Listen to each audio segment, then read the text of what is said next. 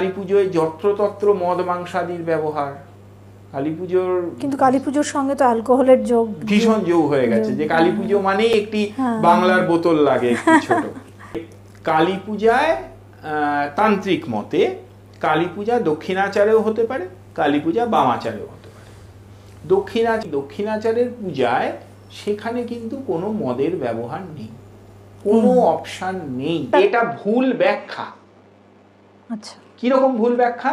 কালী পূজায় মদের ব্যবহার আছে, কিন্তু সেটি একটি বিশেষ তান্ত্রিক পদ্ধতিতে আছে, এবং সেই মদ কিন্তু মদের বোতল কিনে এনে ঢেলে দিয়ে দিলেই হয় না, মদ্য তাকে শোধন করার পদ্ধতি আছে।